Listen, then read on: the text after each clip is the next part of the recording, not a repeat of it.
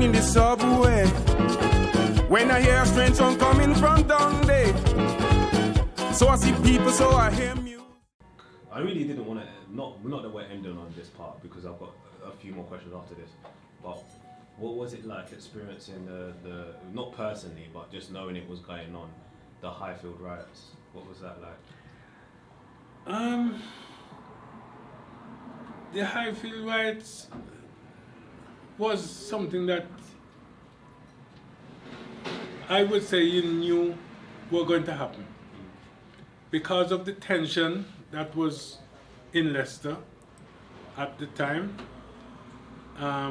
mainly with the authorities, you know, the police, the housing, you know, things were very difficult for us, but more so the youths. I mean, they didn't have anywhere to go. Anywhere they stand up, they were moved on. I mean, this area, as I say, that time, it was in the heart of, well, this area was the heart of the riot, basically. But that's where all of us lived. Most of the people them live in Highfields area. And the youths them used to be getting in trouble because they couldn't get jobs. There was no youth club. Because in the earliest, there was youth clubs. In the 70s, 80s, there was youth clubs, places to go. But then they closed them down basically, and they only had youth clubs for people up to the age of 12, 13. And then that's it. So there was, after school, there was like trouble, you know, because the kids them gang up together and the police will come and move them on, tell them they can't, you know. Well, people used to call the police because they're making noise. If they see like how you hear them talking out there, there would be police come in and telling them to move on. So the riot was something that it's only when it's going to happen. But we didn't realize the scale. That was the surprise to me anyway. The scale that took place, because it's like they went, I was actually a member, well, I was working for the city council, and this building was a project of mine. Oh wow, okay. We had a situation where the council tried to put black people who were working with the council in position where we're dealing with our own people. I was one of those I rebelled against it. Because my people them would say, oh, you're one of them. And it wasn't nice. So you try and keep it back. I mean, I had come here to meetings and had to leave. Because there would usually, it's two of us, so me and a white guy would come and we go into a meeting. And because of the policies, the rules of the city council, you have to give that to the people. And when you give that to them, they don't want it. And they think you're on the council side. But it's the rules. So it was very difficult for me. So they made me what they call a project officer. And there was a meeting about this place happening in town halls. And I refused to go to the meeting as a representative of the city council. So I took the day off. I took a week off that week, and I went to the meeting. So my excuse to my employers is that I'm on holiday. So they still wanted me to go because it was a night meeting. So I said, no, I'm not going. Anyway, I went to the meeting, and when they saw me at the meeting, I was sitting at the back, they called me up front, telling me, come and sit there. I said, no, I'm just here as a member of the community. Yeah. It's a public meeting. Yeah. So I'm here as a public meeting.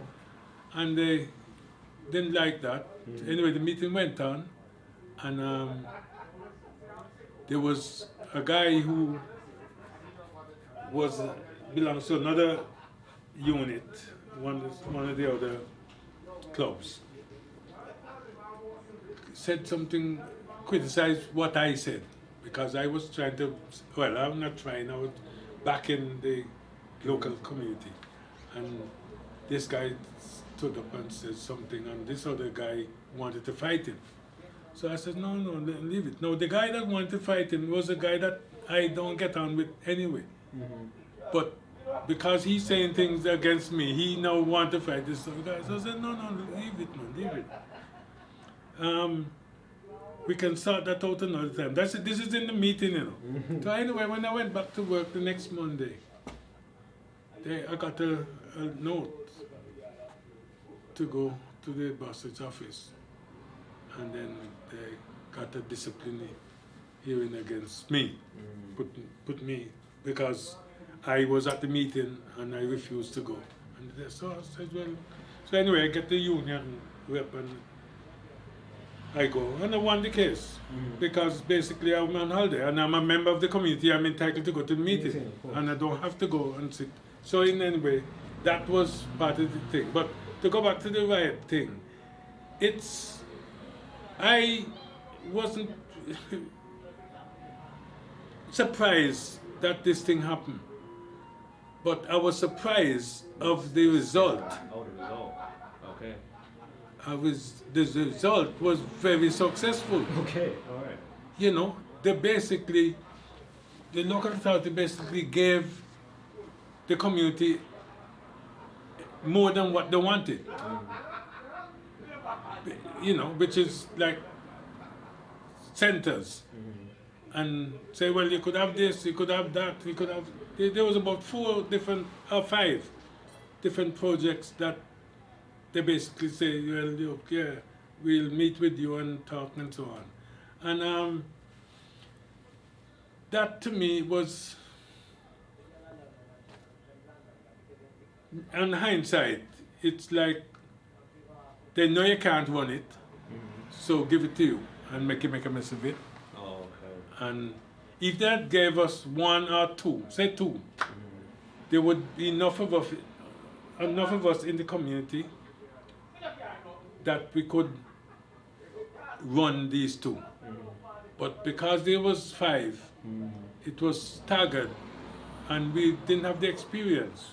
So it was doomed to fail, you know, and I think that was a reason why they jumped and gave us so much. But it wasn't, it's a shame that we couldn't capitalize on the riots in terms of what we got and keep the projects going, you know. Was the carnival a good thing? What do you think of the carnival? Very good thing. Okay. The carnival was one of the best things that happened to Leicester. Unfortunately, it's dying. There again, there is not, there's not enough people with the stamina to carry it on, to make it a continuous success. I mean, the Leicester Carnival was one of the biggest carnival outside of London. No, not one of, it was the best carnival. The people of Leeds may argue. No, they haven't got a, there's no, there's no content. you know, and I'm talking about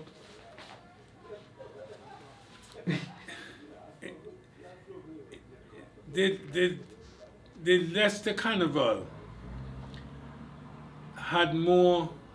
was more structured, more vibrant than Leeds Carnival.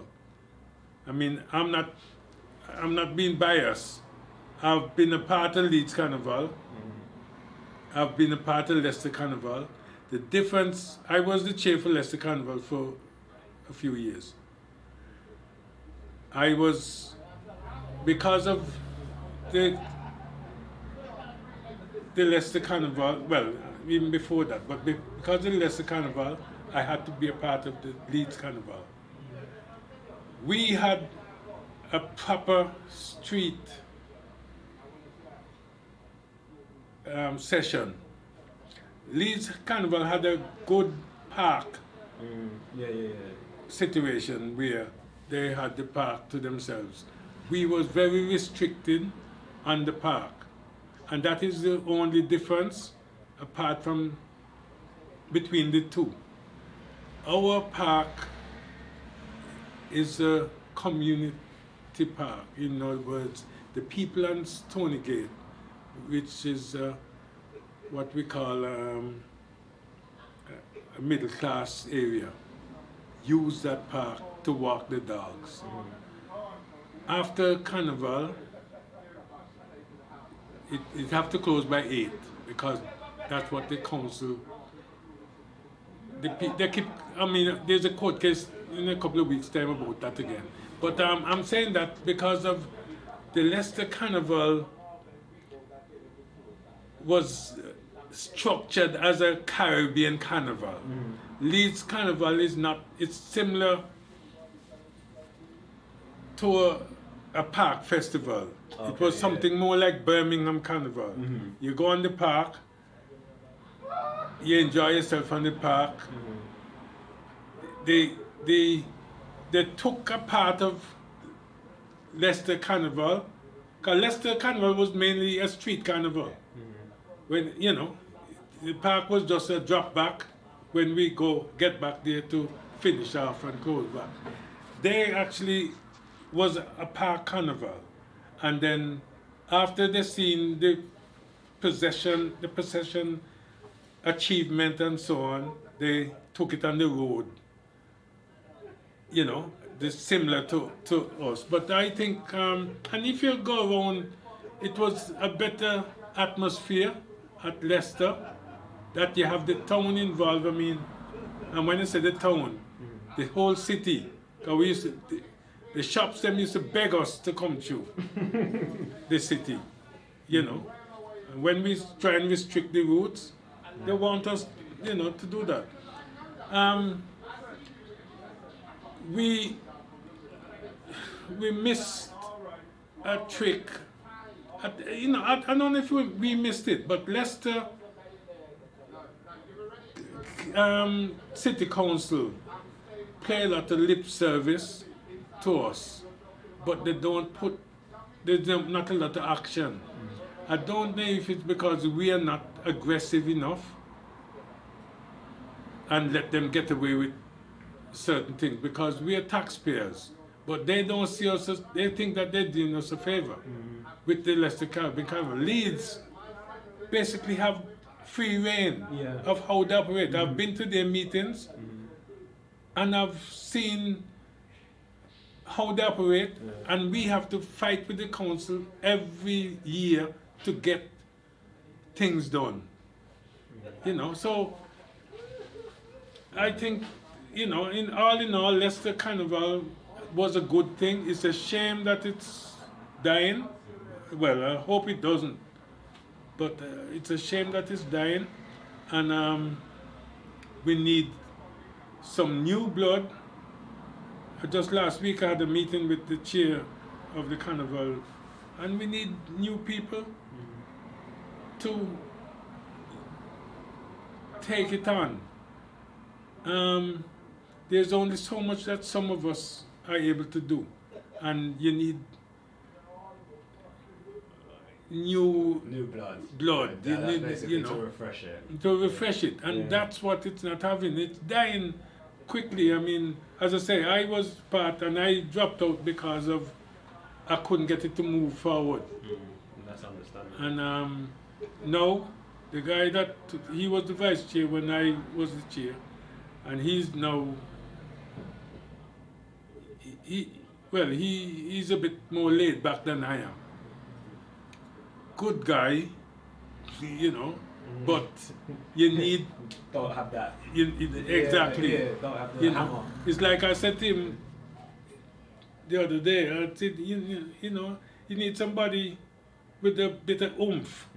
You need, you know, I can talk. If you listen to that guy, you'll fall asleep. You know. But he's got his heart, you know, he's in it. Yeah. He wants to do it. He wants to do it, but he doesn't But have the drive. don't have that drive. Yeah. You know, and it's a shame. He's a very good friend of mine. I mean, if you hear me, well, I'll tell him that in front of his face anyway. But that is one of the problems that the carnival have. You know, if we could just get somebody to give it that drive, as I say, you know, that last week they were asking me, I said, no, I'm tired. I don't need to. Yeah, do this anymore. No, I've spent a lot of years from '84. I'm with the carnival doing something. You know, and I don't need to do that now. But yeah, the carnival is a good thing, was a good thing, and I hope it remains so. I hope it don't die, but I can't see how it's going to survive. I wanted to ask you about now being back in Antigua. What do you think of Antigua in its current state, current climate? Or if you don't want to answer that question, what's it like just being in Antigua now? I love it in Antigua. That's the easy part. Antigua, I think it's on a good footing now.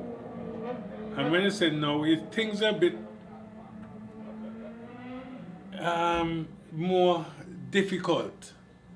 But I think they got a prime minister who cares about himself, have the drive to do something that will make Antigua better. That's my opinion. I don't think he's somebody that if he wants something, he's going to go for it. So. And that's the kind of people you need to make something happen. It's either it don't happen or it happen. I know it's difficult when you're working with government to do things to please everybody. But if you do it to please yourself and it works, then they will come with you. If you don't and you push your foot in, then it's not going to happen because, you know, there's nobody going to take it on if it's not happening. You know. I was going to say, what do you like doing most in Antigua when you're going? Obviously to relax, but what do you enjoy in general? Well, it's funny. What I enjoy actually is going to the beach. It's lovely when you can decide, well, not even decide. It's lovely when you wake up in the morning and you're happy to get up. You know, it's something that you feel like, well, oh, why the sun isn't up yet? Oh, you know, I want to get out of bed. I want to get up and go to the beach. I want to enjoy life, you know. Here, you lay down and think, oh, the weather is trying to... Suffocate. Yeah, and you don't want to get out of bed, you know. Oh, there. No, in Antigua, I feel... Well, in the Caribbean, I would say, because I travel around quite a bit. And I love to get up in the morning and knowing that it's warm outside and I can go out and do something. And especially going to the beach, having a walk on the beach, having a swim, meet with my friends and chat and, you know, have a joke. We go and play dominoes. it's good. It's my kind of life right now. I love that. You talked a lot about obviously the troubles that you had, but in terms of coming to this country, what do you think to narrow it down, what do you think some of your best moments have been, best things that I said to people all the time, I'm glad I came to England because I've learned difference of life. In other words, the experience that I got here with the prejudice, with the work ethics. If I was in Antigua, I would feel ashamed to be lacking of some of the things that I do now. I mean, I've learned a lot from being in this country, both as a development and as a critic, if you like, because I find myself able to hold a conversation and I can listen to people. In Antigua, a lot of the time, I think, well, not only in Antigua, but I think in the environment that you live in, you're not exposed to certain things where you have to listen. You have a conversation, an argument, and you and your friends, them or whoever, saying the same thing at the same time. And I find it's a hindrance. It stops you from developing, critical thinking. Yes. And I appreciate the fact that I came here and I was able to get the experience, including the prejudice, because sometimes when you're naive, you don't know. I mean, now I can look at somebody and say, boy, I wonder what he's thinking. It could be good, it could be bad. And I can leave that open and wait to see. In the past, I would look and say, well, why he look at me for? He hate me. It could be that he loved me, but I'm thinking, the worst, and that's the kind of negative attitude that I think some of us maybe don't even leave behind, But I'm happy I came here, and I am sorry I didn't make use of my early days, because I could have done better for myself and for the community if I'd known better, or if I weren't. I find that very interesting you say that. Yeah. Because everybody that I've spoken to about you before getting in contact with you has very positive things to say about you. Yeah. And that's very strange, I find. I think we could have done more. Yeah, I'm not disagreeing with you. Yeah. Because it's your experience. Yeah. But I'm just saying it's. Yeah. But maybe you're your biggest, like me. I'm my biggest self-critic. So maybe. Yeah. And you're not the first person I've said it to. I could have done more. I was kind of scared. Because you think about what people are thinking, or what people would be thinking or saying. I mean, people have called me big-headed, and it's not a nice feeling. Just because you try and achieve something or do something positive, they think you're big-headed. But it's not because you're big-headed, because you have an aim in life. My situation, just yesterday I was with some friends and I was talking about there was nothing in Leicester for our community that you can say, well, the elders left here. That was be something that I would have liked to leave. Not for Bernard, but for somebody in the community say, well, look, those elders that start the carnival, look at what they've done. That is a building that they achieve in 30, 40, 50 years' time, they're talking about that. That's for the community, that's for my grandkids, you know. And that's what I think is lacking. Now, if I had the knowledge what I had now, 15 years ago, 20 years ago, that could have happened. Because I think there's a few of us in the community that would have liked the same thing that I am talking about now. That I could have approached and maybe it could happen. But I was kind of scared of what they would say. You know, or people would say that I'm trying to do. You know, it's funny, when you criticize, it sort of made you be more mindful of others. You know. Yeah. You know, and that is. But having said that, what would you, if you were thinking currently, or maybe if someone was to look back at this in maybe 50 years' time, what do you want your legacy to be? What do you want people to think or remember about you? What do you think you would have liked to have left? I would have liked, I mean, oh gosh. So just based on your life that you've done, what you've done. I would like to say, well, look, Bernard was this guy that tried to make something for himself, and at the same time, he took the community with him. He did something with the community. I mean, I was, according to the city council, I was the first black business advisor that was employed.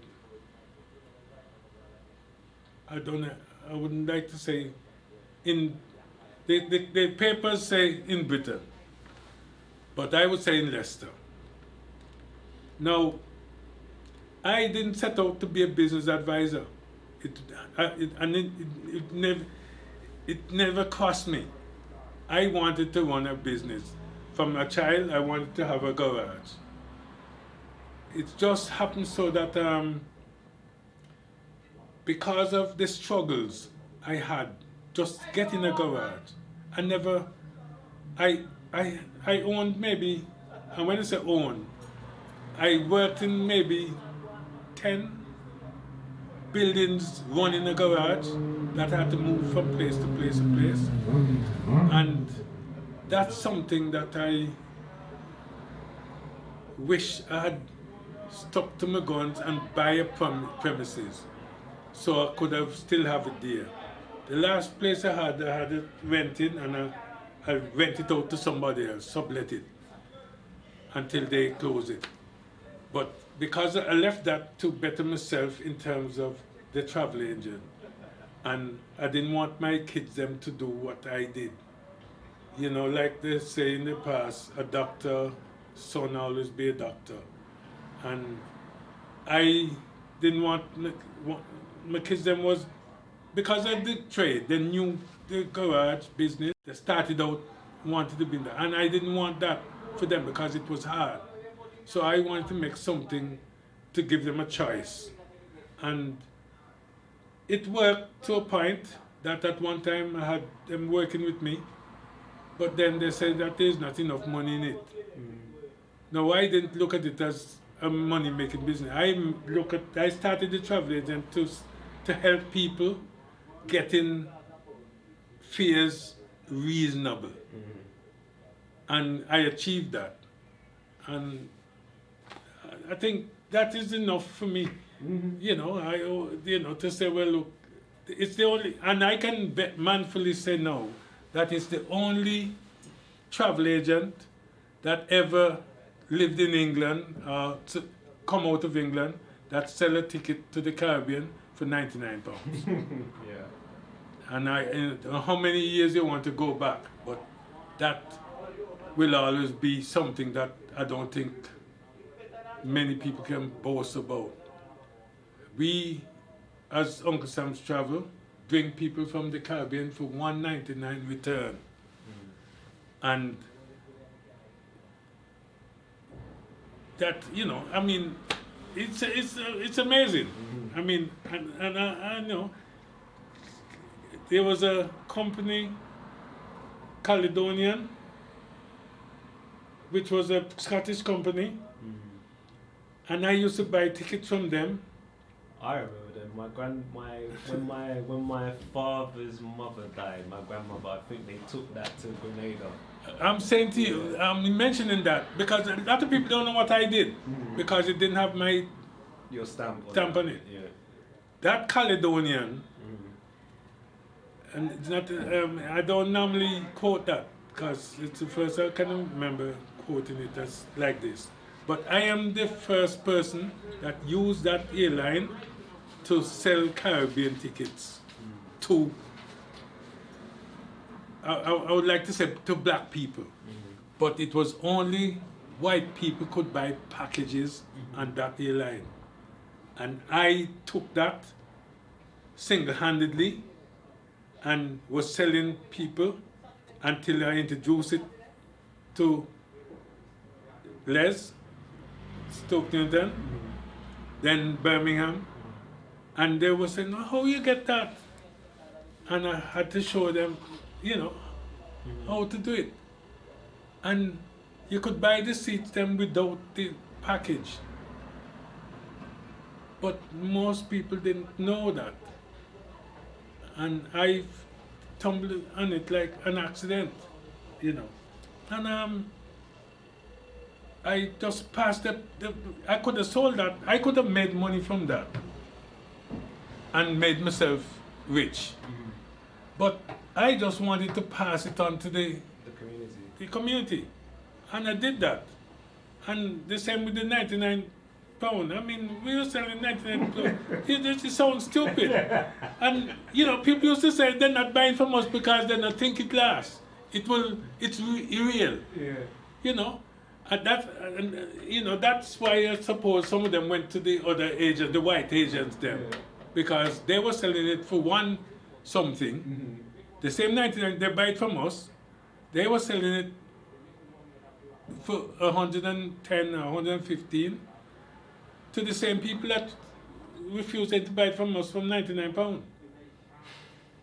But they didn't know it's coming from us, you see. They didn't know it actually coming from us. And it was easy to, you see, that's why I say, if we as black people was to work together, there's a lot we can do. Because we stumbled on that airline. There was a German company flying to Jamaica, taking passengers, leave them there, and go back and pick them up 2 weeks later or 6 weeks later. They like had a contract to hotel workers and so on. And we bought the seats them when they're coming back. So we could bring people out of Jamaica. And when we know when they were going back for these people, we could book the same empty plane going back. And they would sell us the tickets for £100 each. They sell us the seats for £100 each. So we selling them for £99. So it sounds crazy, but we only sell maybe 50 seats for £99. And the others will sell for $199. So what we lose on that, we make up on the next.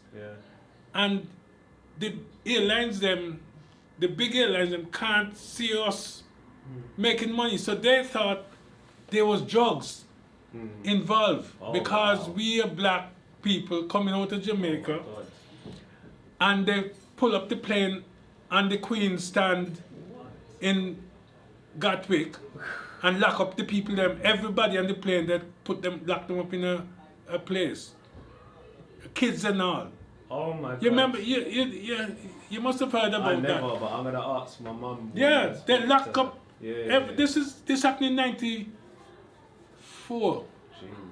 Something like that. 93, 94. Lock up the people then. In Gatwick. And put some in detention center, send back some to Jamaica. And that's where I was saying that we couldn't sue them because I thought they would find drugs. Because obviously, you're selling them kind of quickly. People coming out with do what they have to do. We don't know what they're doing. But I actually thought that was the reason why they pulled up the plane, because they knew drugs was on it. But that wasn't the case. But they didn't find nothing illegal on the plane. So they had to just, what they say, from now on, Jamaicans have to get visa to come in. That was part of the rules. Then they changed the law that you have to have visa and so on. And that, if we had money now, because we lost a lot of money, if we had money to sue them and wait 2 or 3, 4 years for the case to come forward, we would have. You would have won, man. Yeah. Yeah, you would have won. You know, we would have won because we didn't do anything illegal. Because even they found drugs, it was not to do with us. Yeah. Because if they were saying, well, the plane had drugs for us, or but if individuals had drugs, it wouldn't be nothing to do with us. You see? But they didn't find any illegal substance on the plane. Yeah, what comes to mind? Well, what comes to mind with this Highfield Rangers. Highfield Rangers, I'm a part of this Highfield Rangers club. I was part of setting it up. Okay. Behind the scenes. Because, as I say, when that was set up, I was trying to work out this same project that I'm talking about, the Caribbean Community Enterprise, with the City Council. But obviously the kids them from the neighborhood, all these guys are people that I know. MAURICE, I can, all these guys are guys I know. I mean, they're part of my era. Yeah. Actually, they just remember I was saying earlier on that there's this guy I was talking to yesterday, and he's asking me to come on the committee to try and pull it together. I put some money in that club to start it. No, not to start it, to bring it when they were struggling a few years ago. Oh, to bring it back to to life, kind of. Yeah. Okay. Resurrect, if you like. Yeah. Once you've said enough, what you think you've said. Highfield. That's something that we need to have. It will be the 50th year next year. 50. Wow. 50 years of being in existence. And I thought it was. They want to do something big for it. So we're trying to think of what we can do. One of the things that we're thinking about having a raffle, which is will be a ticket to the Caribbean. Cool. So they're asking me if I know anybody that they can. Because that's something I used to do. I used to give them tickets to try and win. They win, raffle, basically. So somebody win, and to the Caribbean. But I was in a position then to do that. So they were asking me this week if I think I can get a company to. I've mentioned Stoke Newington, SN Travel, but the problem is now people are not using travel agents. Okay. So there's no benefit to the traveling. Most people are going on the internet and booking their seats. So it's unfair really to ask somebody to sponsor something that there's no comeback, especially when you're doing a club where 30, 40 people travel and they're not using you. Yeah. In the past, at least in my case, I could say, well, they know me. By doing the raffle, they will be booking with me because they have to book with a travel agent. No, they don't have to book with a travel agent. They go on the internet. But yes, Highfield Rangers, one of the best things that happened in Leicester, and it's done a lot for our community. the Heskies. I don't know if you heard of Emil Heskey. He came out of things like this. Dublin, Dublin. You know, I can, you know, call a few names that, you know, you can. So you're proud of? Yeah, very proud. Very proud. These guys, you know, done something. And I must say, one guy in particular that has stuck with this all his life, Solomon. He's still running about now trying to get sponsorship. He's there cleaning the toilets, he's there sweeping the floor, he's there in the meetings. And you know, it's a nice feeling because these guys get nothing back apart from they're happy with what they're doing for the community. I mean, Solomon, he don't even live in the community, but he's come back and he's there day and night if they need him, you know. So, yeah, a few of those guys. Tim Hector. Oh, gosh. What is that? You don't have to talk about him. You can move on if you want to. Yeah, Tim Hector, oh, gosh. These guys, they's heroes, man. I mean, I know Tim. I know him well.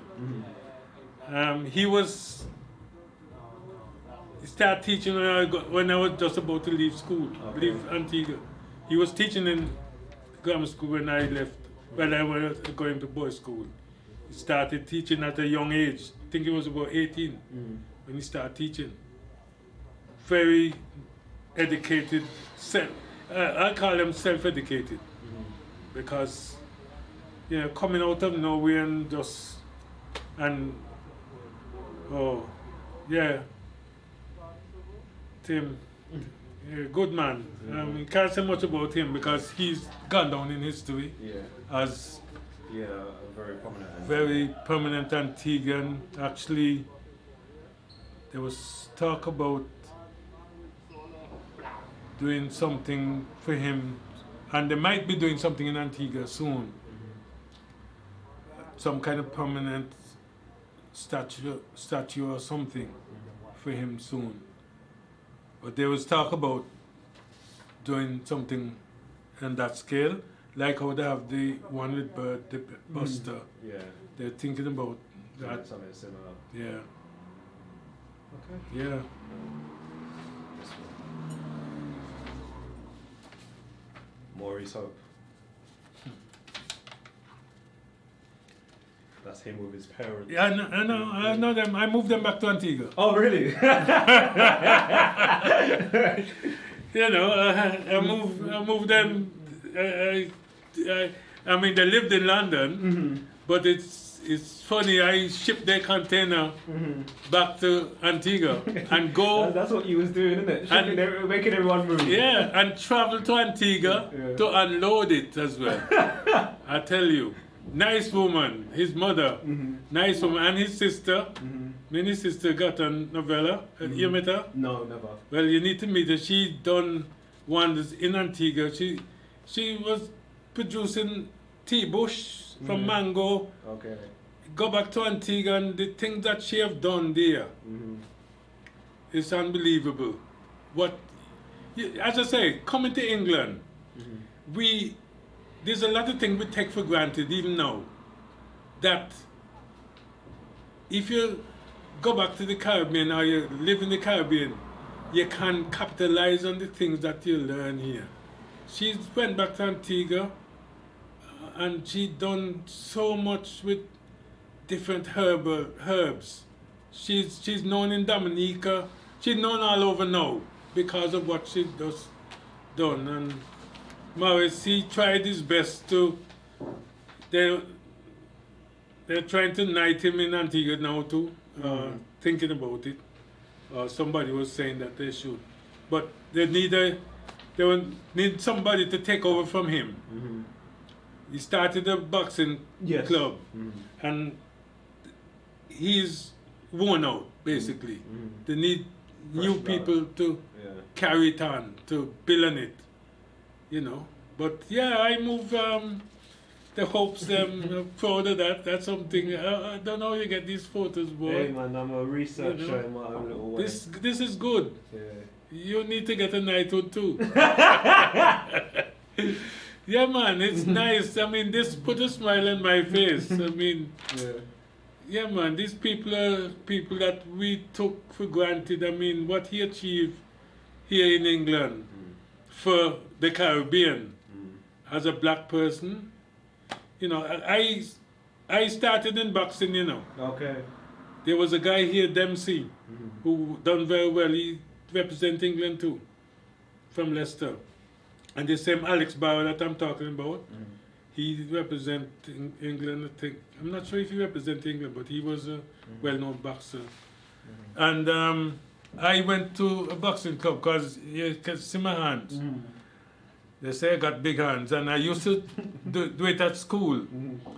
We had a little gym in the village, and came here, and I went to a boxing club in Nedham Street, and was getting on all right, you know, sparring and so on, but I come up to a situation where if you don't knock out a white man, knock him out, so they can't get up, you can't win. Okay. If you knock them down and they get back up, they still give them the win. And with a boxer, you got to be like a Mike Tyson. And I'm using his as a, you know, have a brain like him. You have to kill him in England to win him. Okay. Because if you don't kill him, They'll give him another chance. Because and when you hit somebody and you knock him down, you know you can tell with a punch if you hurt the person. You know, because you feel it yourself. And you don't want to do that again to that same person. And when they come up and hold, you make him survive the rounds. Them days you used to do 3 rounds.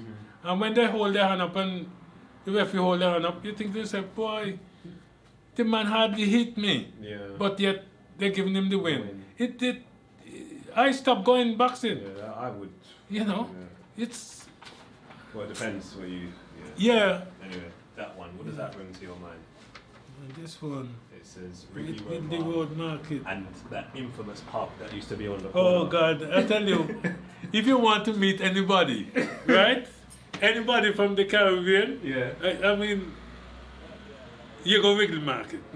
I mean, we used to, people from, well, we still do it now actually. Every year, maybe 2 trips at least, go to Ridley Market. Even though Ridley Market is nowhere like it was. But we used to go down there, and you walk from one end to the next, and it takes you half a day, because there's so much to see and do. Now you can just walk up and down. That's definitely the case. You know. But that pub, you go into that pub, and anybody that worth knowing, you meet. Anybody that don't worth knowing, you'll meet. You know what I'm saying? There's a guy that just died this year. Winter. Okay, not familiar with the name. Well, you need to get him on your inquiries. Just ask him about Paddy Winter. Okay. His brother, he's a boxer. Okay. He died in Scotland about early this year. And famous Antiguan. He's the first, don't quote me in it, but that he's the first boxer to win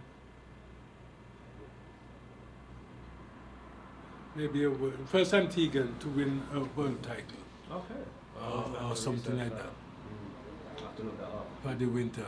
And he had a brother that's selling the Ridley Market. I think he used to do it at one time too.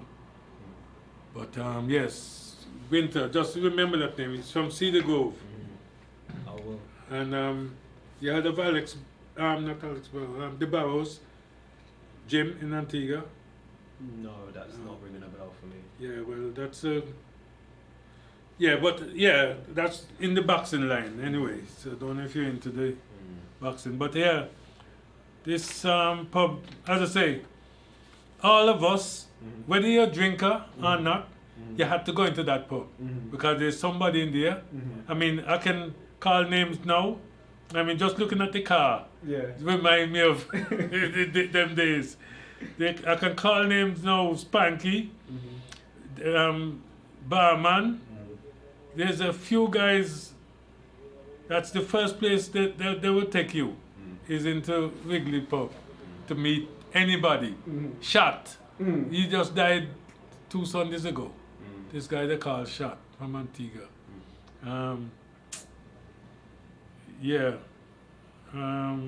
Who else?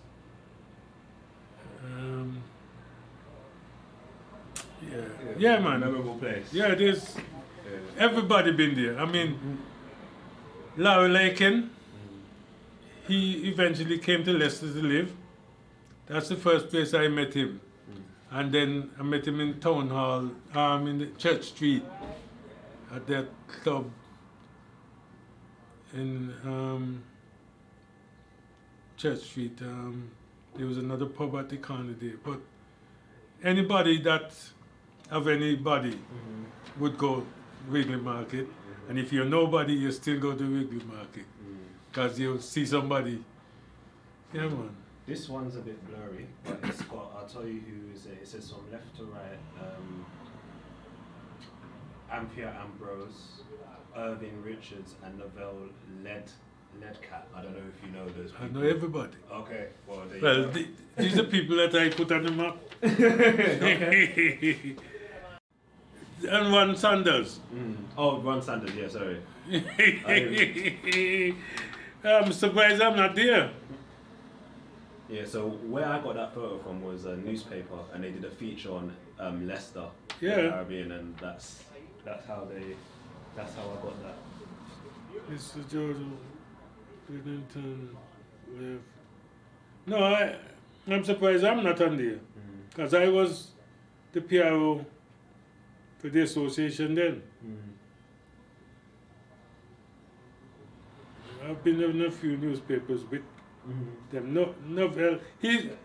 Novelle is living in Antigua now. It's Lydia. Is the name. Lydia. He moved back to Antigua. But Ron Sanders didn't make very good friends. Yeah. Heaven, he's still around. And Anthea, she's still around. Novelle, he's the only one that in Antigua. Yeah, man. These are people that I used to be Antigua Association Public Relations Officer for a number of years. I was several things in Antigua Association. Seems so. And it collapsed. The Leicester branch collapsed because they voted me to be the chair. Me and this other guy, Wenner, and Irvin says they should just give it to me. He will retire and they just give it to me. And I said, no, I don't want that. He didn't want to lose the vote to me, so. Yeah, I know those. Well, I think, well, this is easy for you to talk about, these two individuals here. Oh. What does that remind you of? Oh, God. Oh, God. Well, he reminds me of, well, he's got Bernard Francis on it. No, it's just a reminder to remind me of the picture belongs in your bag. Yeah. I don't want you to think that's me. No, it's not you. It's not you. No. Oh, that's my buddy. Viv, well, as I say, we're kind of family in it. Yeah. But this reminds me of just a couple of weeks ago. And he went to Sparrow's funeral and he was crying. You know, he did a talk and he said, Bernard boy, this is hard. But Andy now, I was with him when we were in London 3 weeks ago at the same cricket club. He was there because there was a good friend of ours died. So they came to the funeral. And he did part of the eulogy. And Andy was there. But Andy every weekend in Leicester, he lived in Leicester, and every weekend we used to go to his house. There was about 6 of us, 4 to 6 of us, and play dominoes. That was his entertainment, because he's not a sociable guy. Okay. So we used to go to his house and play cards, all 4s, until morning. And he will have to drive maybe to Leeds to play, anywhere. And he will come back home just for the weekend, just for us to play.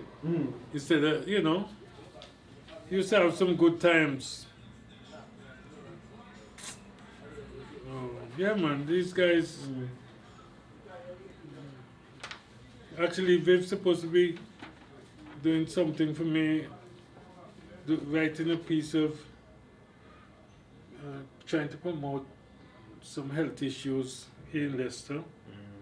And he's supposed to be sending something for me. Well, what pride do you think they gave to you as an Antiguan? What pride do you Well, guys, how can you put value to those? Proud isn't the word. I mean, these guys, I don't know, I wouldn't even put it out to Antiguans, to Caribbean people in England. These guys made us proud because of their achievement. Now, that's why I was saying I want him, he's doing something for me, because we're doing a project here, a health issue. And I'm trying to get him to endorse it, basically, which he say he will. So he's supposed to send me some material. But yeah, these guys made us proud to be Antiguans, for a start, but to be Caribbean people in England, they represent Caribbeans. I mean, I didn't care where they come from. It's just like Laura. If you said the same thing about Laura, I would say them guys made us felt like we're worth something, because people appreciate what they've done, what they have achieved, what they're capable of. So it makes us feel like we could do the same, given the chances. The only trouble in this country, you don't get, if you're black, it's very difficult to get that privilege. Now, if you come out of the Caribbean as a good cricketer and you're not known, and you go to Leicester, Northampton, Edinburgh, anywhere, and you can hold the bat, they will give you a chance. It's like that guy that got playing for Archer. Yeah, Jaffa Archer. They, Bajan. Now, it's a shame that to make it yourself, you have to put yourself in that sort of situation. But he should be playing for the Caribbean, not against them. That's how I feel. Yeah. But what will you achieve playing in the Caribbean team? That's another thing. You see, so you got to look after yourself, maybe first and foremost. I think because you've just talked about Leicester, I think it's good to follow up with that. So that's George Ferris on the left. That's Winston Benjamin in the middle. And on the left-hand side, I don't know if you're aware, but that's his son, who's actually one of the top three 400-meter hurdlers in the world. I didn't know it was his son. Yes, it's his son. Oh. Yeah. I didn't know it was his son. I know of him. I know him well. When he was living in Leicester too. Who is the other one? Hers? George Ferris. Ferris. Oh, Ferris. Oh no, Ferris. Me and Ferris used to be pals. Yeah. Me and him used to be very good, but not Benjamin. He's a bit too. He's not too nice. Okay. I should say. We'll move on. We talk. Yeah. We say hi and so on, but not warm. He's very. Yeah. Yeah. Gosh. And I had a problem with him. My friend lived at the back of him, and he had some goats. And I have problems with the goats, and you talk to him, and can't get no way. Yeah. We don't have to talk about that one. You can always leave it. No, it's all right. I mean, we all individuals. But Ferris and me, when he was here, and if I catch up with him, meet up with him, there's a couple of them guys. There's a Joseph that I there's some sponsorship with when he came to England. A few of them cricketers come up and not as well known. I used to help out. We'll go through these last ones very quickly. Only reason I got this picture is because it was in the same picture with the people from Leicester. And I know this woman recently retired, but I don't actually know her well. But she worked at the High Commission for years. Oh, she's a friend of mine. Yeah. Pass on. She's very good. Yeah, man. She's good. She got back to Antigua now. I didn't know that. Yeah, good woman. Vanderpool is her family name, you know. Yeah. Did she do a lot for the Kings? A lot. Well, not for the community. She did a lot for the High Commission. But anything that we want, she would sort out. That I want, she would sort out. You know, very nice person. Me and she is good. She's very good. She's very helpful. You know, you get these people there in a certain position, and you can't access them. So, I mean, even now, well, not now, but actually, one of my godson is working in the office now, in the High Commission. Okay. But it's like last year sometime I phoned up for something, and he answered. I didn't know he was working there, so I says, I asked for her. He says, oh, she's busy. So I says, just tell her who it is. I said, Mr. Francis, tell her Mr. Francis call, and can he call you back? So the guy says, you mean Mr. Francis from Leicester? So I says, yes. He says, Uncle Bernard. I called me Uncle Bernard, you know. I says, who is this? He says, Sean. I says, what are you doing there? He says, I'm working now. But so when she come on the phone, she says, what the hell are you talking about, Mr. Francis? If you stay in Bernard, you just pass the phone and give me. You know? Very few. Very few. Have they ever come to Leicester? They stayed in my house. Okay. Oh, yes. They stayed, the first time they came to Leicester, to England, they stayed in my house, and, well, all but one, because he found a friend and decided to go out. But I remember I took some fish out my freezer, and we cooked. They lay out on the floor one day, in the front room on the floor. That's where they sleep. And they said, boy, the first time out of Antigua, me get such an Antiguan fish. Never forgot that thing. But they know me well. Well, I wouldn't say they know me well. Uncle know me.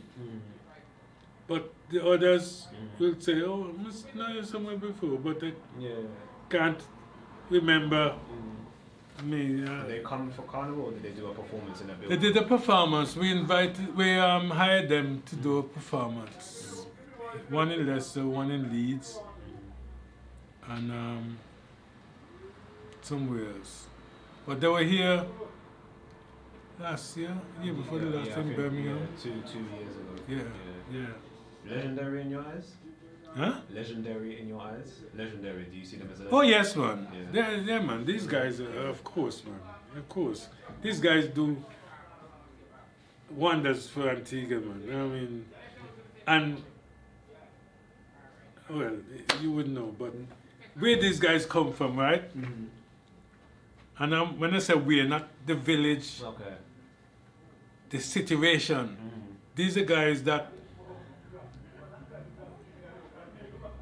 people that likes of me would not have much time for them as a kid. And people like of the white people, even worse.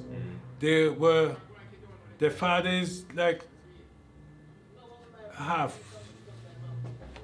what we call half caste, what we call Portuguese, like Portuguese. Okay. And they grew up rough. Lots of kids, lots of brothers and sisters in the same yard. Don't have much. So you look down on them. So for them to come, as I say, I come from the next village, which I used to have to go through the village to look for animals or so. But it's only after they come like 15, in the teenage, then they like somebody. They were like, they treated like, what we call them here. We used to call them Mafvidies, whatever in Antigua, but like outcasts, like people, you don't have much time for, Like if you raise up in a home, an orphan, then, they were that type. And to see them come through that environment and, just be able to, they didn't have much, so they were knocking pans and anything in the yard, what we call can, cup, iron, band. And that's how they get into music. Then they go to Montserrat, get hooked up with Arrow, and they just elevate from there. And it's a joy to see people come from those other background and can do anything, can get... Really, it's 3 left, but I think it's 2 because the last one might not make sense. That's King Shortshirt. What comes to mind when you think of him? Legendary, great,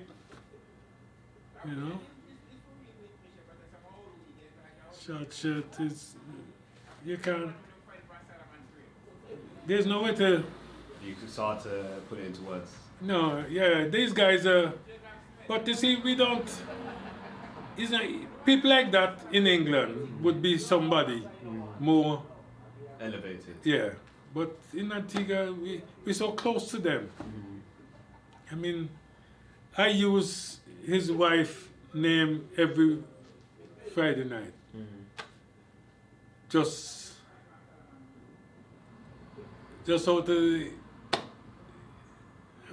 you call that? Just bantering. We're playing dominoes, and the ace. Yeah.